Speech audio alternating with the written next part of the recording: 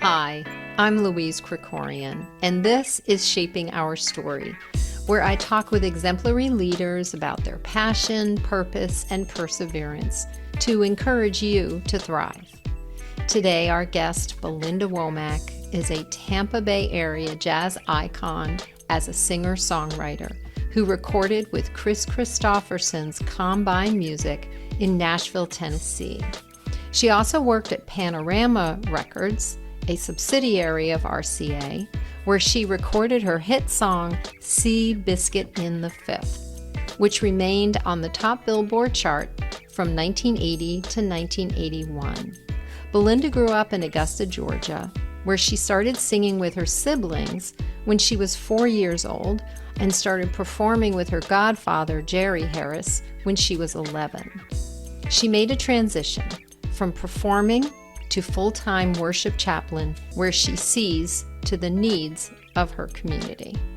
She is also a devoted mother, grandmother, great-grandmother, and friend. Well, hello, Belinda Womack.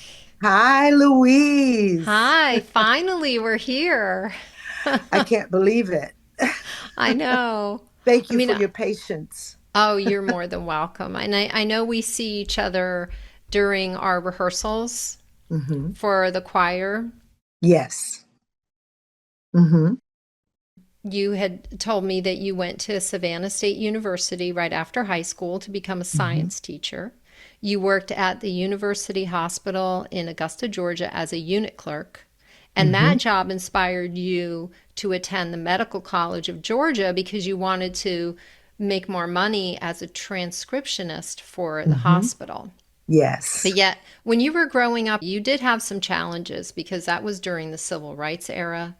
But you were singing in nightclubs at the age of 11. Right. Then you recorded commercials like the Burger King commercial and the Coors commercial, singing for record labels. Yes. And then you transitioned to being a worship chaplain, which is where you are now. A lot of roads that took me there. So you had moved from Augusta, Georgia to go to the Savannah State University. Yes. Right. So with all of those different interests, what would you say is your greatest passion or interest? My greatest passion to start when I was singing, when I was small, was singing, because that was always my escape hatch out of reality from the way we grew up. You know, we were raised by our grandparents, and it was a wonderful time, but it was also a time of living in great poverty. We didn't know we lived in great poverty until we got older. By the time we got to high school, that's when we started realizing things. But my passion at that time was singing. But as I grew and as I sat under amazing people who helped me with my walk as a Christian, I learned that singing was simply a catalyst by which God was leading me to where I needed to be. And it became very evident, especially after I moved to Tampa and started having children. It became very evident. My passion is really letting people know that I am just one body trying to tell everybody about somebody who can save anybody. And that is my faith. That's my passion. It sounds like your passion is also your purpose. It is my purpose. Yeah. My purpose is really within that fold of being a Christian, but also being a person who can understand the passions of others. They may not all think like me. They may not all worship like me. They may not all be Christian, but I understand that desire and need and ability to be able to point to someone larger than yourself or bigger than yourself. And so that could come in so many other varieties. I don't denigrate people because they say they're not Christian, but I try to learn, what is it that fuels your life? And as I learn those things, I can allow people to be who they are, but also love them enough with what God has given me, with the grace that He's given me. So, yeah. I think it's when I was working in the Quaker schools. I was working in a Quaker school in Philadelphia, getting my certification to be a teacher. And it was there that I learned, with the Quaker community around me, that every child has a light. I know. Every child does. Everyone has a light. It depends on how you use that light. What does that light, how does it resonate in your life? Is it a bright light that shines goodness and grace and mercy and forgiveness and love? Or is it a light that tries to snuff out the light of others? That sometimes people want to beam their light so bright that they can't see anything else but what they're doing and how they're living and how they're being a part of the world, what their contributions are. But God's grace and the light that He gives us helps us to see the value in everyone, in those who are trying so hard to not snuff out the light of everybody else. And I feel that when I'm with you during our rehearsals for our choir. Yes, yeah. I'm grateful that you're in that choir. Your voice lends exactly what we need. It's so wonderful. Thank you. Thank you. Thank you. Thank you for inviting me. It's a great group. So I was thinking about, in all the different areas that you've worked, because you've worked at a hospital, you've worked in the music industry, and you're continuing to sing throughout the Tampa Bay area. So you work with different artists, you work with different music venues, and working with such a vast community. What would you say was your biggest professional failure, and what did you learn from it? My biggest professional failure, I believe, is that I never really stuck with getting all the tools I needed in order to move forward in my life. It took me a long time to get to where I am today, simply because I didn't have those tools. And praise God, saw something in me that allowed me to get my CPEs so that I can become the chaplain that I am today. So I am ecstatic and very, very grateful for that. Because you did have a journey getting there. Oh, my Lord. If this was a 3 or 4 hour event, we can talk about it. But honestly, right. Man, oh man, oh man. Yeah. Yeah. So would you say that you do what you do because it comes easy, or it comes naturally to you? Neither of those. I do what I do because God has ordained me to do it. It sometimes is not so easy. It can be very daunting sometimes, and it's always filled with looking beyond myself. And it's not natural because I had to make a choice.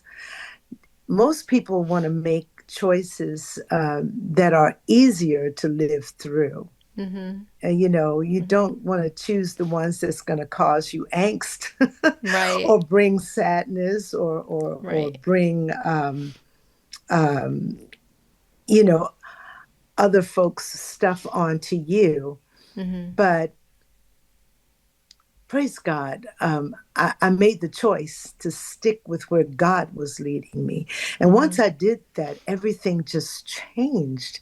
Everything became so much, so much more meaningful. So I do the things that's more meaningful in God's kingdom building here on earth than I do the things that are easy or more fun. But I have fun while I'm doing it because Yeah. I tell you the truth, being with the folk, with you and the folk in the Metro Men Community Ensemble, man, that's the highlight. That's my highlight. When we Yeah. get together, and I hate it that right now um, things are coming into summer, you know? And so Yeah. with summer starting, Right. it's like, oh man, I'm not going to see them all the time. We get a little bit of an extension right Right. now Right. because we're going to do the library at the Robert Saunders Library. We're going to do, I think it's Juneteenth, but we're going to do it on the 13th of Right. June. But I get that little extension with you guys, and so, but then we start back up at the end of August, Right. and I'm with you again for another year. So Right. yeah, Yeah. yeah. That's great. So I was also wondering, it seems like there are probably a lot of things in your life that keep you inspired. I was wondering if one of them was your family. Oh my gosh, yes, my family, my children, my grandchildren, now my great Great, great. grandchildren. They all inspire me, but also, Louise, the people around me. You know, I think about my best friend Vicky, who's always pouring into me. I think about you. I think about um, uh, a young lady who just started with us a couple of years ago, Jordana. I think Oh, about yes. all of you, and then of course Amy Green and Haiti Sermons. They are the chaplains I work with at Metro. I think about Janice, Pataleo. You all have poured into me. You inspire me. You treat me like I'm your sister, but not like somebody, In a good way.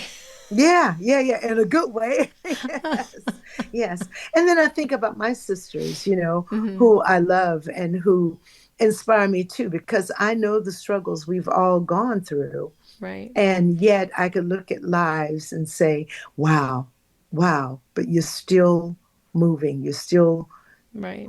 journeying on. And Right. so I get inspired by my family, my daughter, my son, by my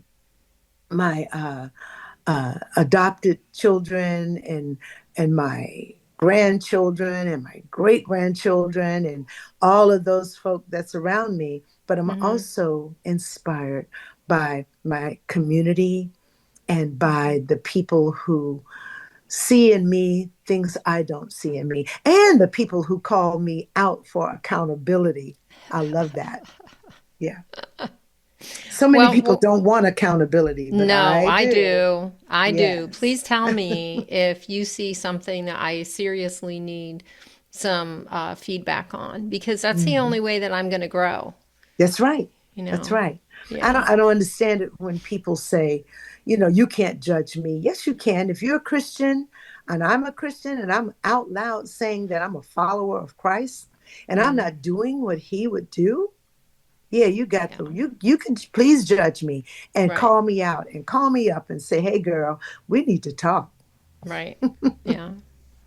So what are you hoping to do next? Well, of course, the work at Metro. I'm loving Mm-hmm. that. I'm hoping that God will continue to fuel me with energy and stamina, and learning all of this new computer stuff, because that's what we're doing now at Metro. Yes. Oh yeah, oh yeah, and that I can continue to do that. I just want to continue to work for the Lord and keep Right. doing what He wants me to do. I have a concert coming up on the 27th at Stageworks, and that's a jazz concert. Yay. But we're going to do jazz. We're going to do gospel. We're going to do our R&B. We're going to do pop. It's going to be so amazing, and Right. the people that I'm working with, I can't hardly wait. So that's one of the things, and then I'm getting ready. We're preparing this young man named Tom, who has cancer, but he's a musician. He's a novelist. He's a graphic artist. He's all of that. He's that. Mm-hmm. He's that triple threat, right? Yeah. He has. We're going to Kenya to serve at a children's hospital there for cancer. Right. And then we're going to a women's hospital as well to serve there. Mm-hmm. And so we have a fundraiser kickoff coming up. That's going to be Yeah. on I believe, the 26th, the day before the other concert. But Mm-hmm. that's in South St. Pete.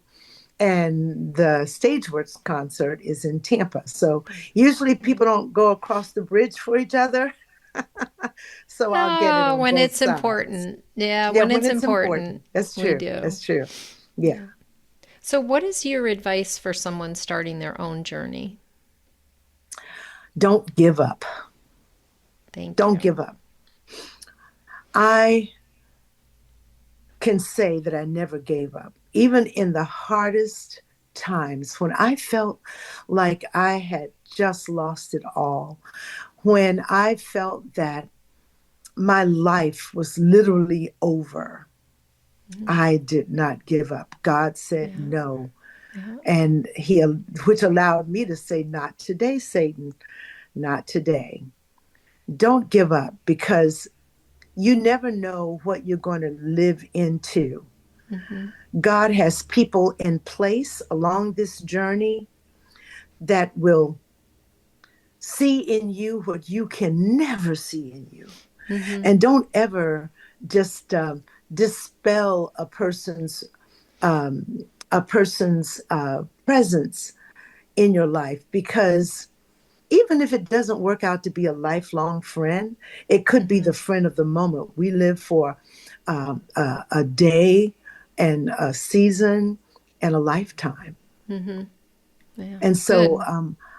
I tend to live my life in seasons. Mm-hmm. Right now, I'm in an amazing season of that senior citizenship where I'm still able to have energy and have stamina and want to keep on keeping on. And also to inspire others, to Mm-hmm. inspire young people not to give up. Don't let anybody come around and mess you up. Everybody has struggles, Yes, and we can yes, get through this together. yes, we So can. important. Yeah. We are so much better together than Together. we are separately. Right. Um, God did not make us to be silos. Right. Yeah. Yeah. What do you do consistently every day to help you pursue your passion? Pray, Mm-hmm. pray every day. Pray. Yeah. Make sure that I'm around positive people. Mm. I will Mm-hmm. not, I refuse to be around folk who are constantly Eeyores. You know what I mean by Yeah. that? Remember, what Yeah. is it?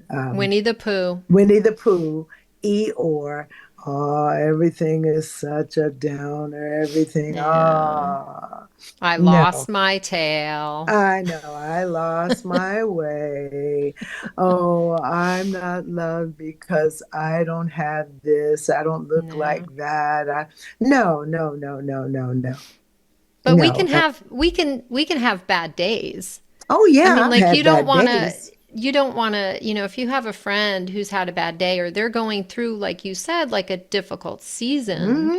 that doesn't mean that they shouldn't be your friend anymore. You can still Oh support heck no. them. That's when you get closer to them. Right. You know, Right. I don't mean those people who are perpetually in a bad mood or Yeah. in a bad season. There are people Yeah. who will drain you. So Right. you have to be discerning. Yeah. But when someone's lost somebody, or if Yeah. they've lost a job, or something's Yeah. going not so great in their lives, Yeah. that's when you come alongside them and try your best to be that ear and that Mm-hmm. comfort to them. Right. Yeah. Right. Yeah, I agree. So, where can our listeners connect with you online? Okay.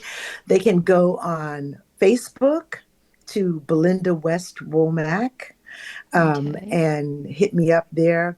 They can, not on messages, not on Facebook messages, because I stopped looking at Facebook messages some years ago. Because honestly, if you don't have my phone number to send me a text, Mm-hmm. man, Yeah. I cannot swim Yeah. through 400, 500 Yeah. text messages a day. It's Right. just crazy. Also, Instagram at Belinda One Singer. Also, a platform called Clubhouse. I do a Saturday morning. Yes, Saturday morning, eight Yes. o'clock a.m. to eight Yes. thirty Yeah. a.m. Mm-hmm. Prayer, scripture, and encouragement. I encourage anybody to come and join us on Saturday mornings. Mm-hmm. And then, let's see, that's on Clubhouse. Yeah. And Right. that's And called Good Day Souls. Souls. Womack. Hmm. Yeah. Womack. Good Day Right. Souls Womack. Yes. Then you do have another Facebook page called Good Day Souls Womack. Yes. Another Facebook Right. page called Good Day Yeah. Souls Womack. You can hit me up there too. Mm-hmm. Now, that one, I do check the um, messages, Mm-hmm. Facebook messages, Mm-hmm. messengers there. Yeah, I do check Right. that one because sometimes people are hitting me up because they need prayer, for themselves or a family member or a loved one, and so I Mm-hmm. want to be open to that. Mm-hmm. Yeah. Well, if I can judge, I would say you have a good soul for Oh, every day. thank you, thank you. So I really appreciate your time, and I look forward to the next time that we get together, which I think Me is too. tomorrow. Yes, tomorrow at rehearsal. Well, Yes. thank you so much, Yeah. Louise. And you continue to be the light too, because you are really serving everyone by having these kind of sit downs and Mm-hmm. by letting the world know who people are. Who's the best people to tell? Who's the best person to tell you who they are? The person, Them. right? Right. Yeah. So Yeah. thank you. Yeah. Thank you so much. I'll talk to God you soon. bless. God bless. Bye. Thank you for joining us at Shaping Our Story. And thanks to our guest, Belinda Womack, whose ability to consistently inspire audiences through music and faith is proof that she combines her passion with perseverance. If you enjoyed this week's episode, click on follow and leave a comment to inspire us or suggest a guest. And remember, if this made you think, please share the thought with a friend. See you next time.